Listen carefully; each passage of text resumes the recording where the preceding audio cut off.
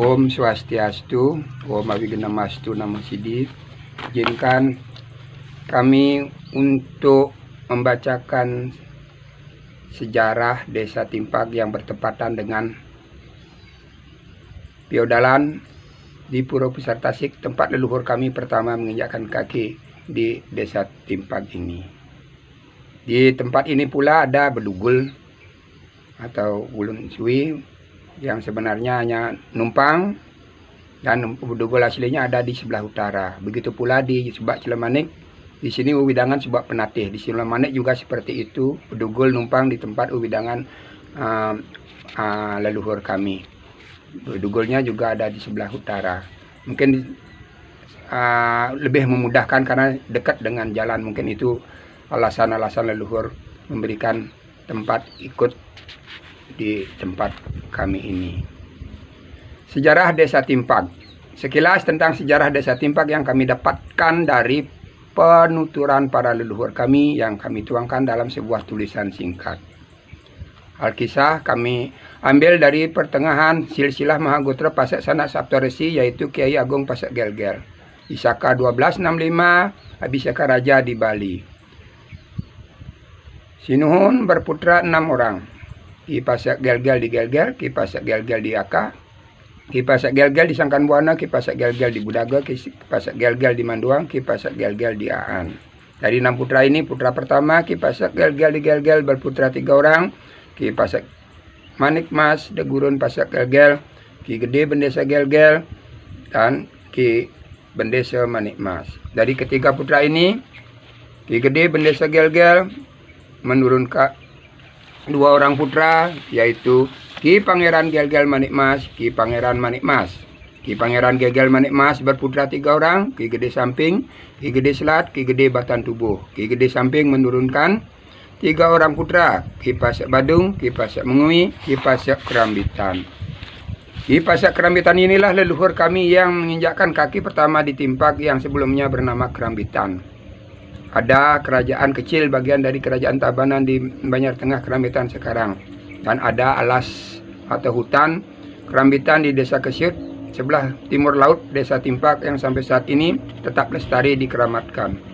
Beliau datang dengan 100 orang saudara atau semeton.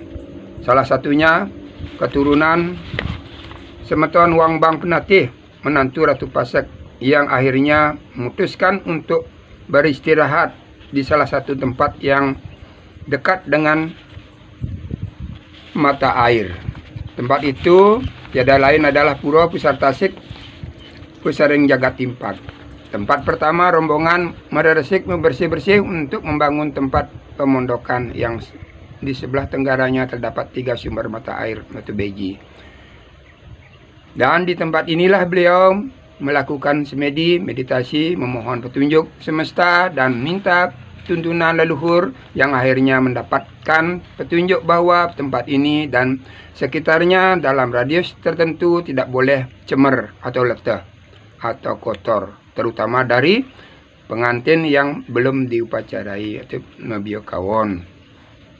Dan barang siapa melanggar akan kena pastu, tidak akan langgeng.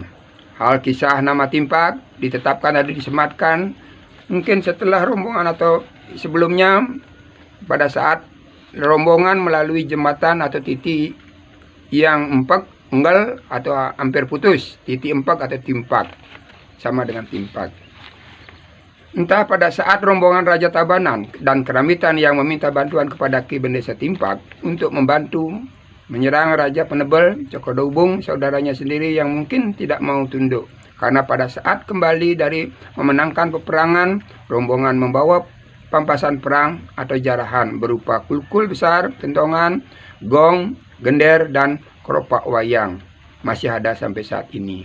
Sebagian dari rombongan Raja Tabanan dan Kerambitan akhirnya jenak tinggal di Timpag, rombongan Ki Gusti Beranjingan.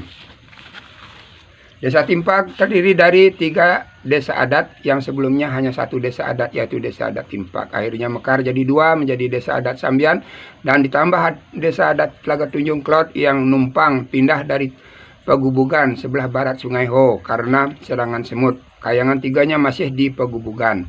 Dan didukung 6 banjar dinas, yaitu Beluluk, Sambian, Dajan Pekan, Pondok, Telaga Tunjung, dan Lord Pekan, serta terdiri dari 13 banjar adat, yaitu Angligan, Undagi, Munduk, Lebah, Pondok, Pengayahan, Telaga Tunjung Kajo, Telaga Tunjung Klot, Bengkel, Lord Pekan, Beluluk, Sambian, dan Dajan Pekan. Nama-nama banjar tersebut mengandung makna yang sangat berguna sebagai penuntun dalam menjalani kehidupan ini, seperti Aum, aksara suci yang diambil dari huruf awal 3 banjar, yaitu Angligan, Undagi, dan Munduk, yang bermakna apapun yang kita angan-angankan harus ada undagi pada perancang untuk bisa mengundukkan bahasa Bali atau mewujudkannya. Setelah kita bisa mewujudkan, dan agar tidak timbul kesombongan, kita perlu belajar rendah hati, yaitu ke lebah. Lebah juga lambang kesucian, kemurnian, kebijaksanaan, agar kita tahu mana dan memahami lebah tegah atau lebah tegah ke bahasa Bali. Setelah itu barulah kita kembali pulang ke pondok, Sambian Pondok, lalu mandi, membersihkan diri di tempat permandian atau pengayahan, Sambian Pengayahan. Setelah bersih dan rapi, barulah kita pergi ke tempat junjungan, tempat kerja, yaitu Banjar Telaga Tunjung Kajo dan Klot. Tujuannya tiada lain untuk mendapatkan bekal cecatu, munduk catu Banjar Bengkel. Setelah punya bekal, barulah kita pergi ke pasar. Tempat pasar berada di Banjar Laut Pekan. Tujuannya salah satu membeli beluluk, kolang kaling, buah jaka, pohon aren, enau, yang ternyata juga menyimpan 6 lambang dan makna 6 banjar dinas, yaitu lambang keindahan, yaitu daunnya untuk sesajen dan hiasan. 2. Lambang pengayoman, duk untuk atap. 3. Lambang ketajaman, yip, lidinya. 4. Lambang keteguhan atau kekuatan, uyung atau kulit batangnya. 5. Lambang kenikmatan, yaitu buahnya atau beluluknya. 6. Lambang intisari, yaitu sagunya. Semua ini mengingatkan kita semua, khususnya menjadi pemimpin, agar bisa mewujudkan keindahan dalam setiap pikiran, perkataan, dan perbuatan, sehingga bisa mengayomi semua lapisan masyarakat agar merasakan aman dan kenyamanan. Di samping itu, ketajaman pikiran dan keteguhan hati untuk bersama-sama membangun masyarakat, sehingga kita semua bisa menikmati semua intisari dari kehidupan ini dan tidak gampang terombang-ambing atau dibohongi uluk-uluk. Setelah semua itu kita resapi, dan untuk dapat mengamalkannya, barulah kita bersama-sama makurambian atau Sambian Tengah, untuk tetap selalu eling agar ingat kembali ke asal wit pusat tasik, tempat pertama leluhur kami jenak tinggal, yaitu Timpag Banjar Dajan Pekan. Demikianlah sekilas sejarah desa Timpag yang dapat kami paparkan, dan kesimpulannya yang kami dapatkan adalah Timpag Sakti. Timpag tempat indah, menebar pesona, aman dan gemah. Sakti, saya anak kelahiran atau strip keturunan Timpag yang indah. Kami akhiri dengan guritan.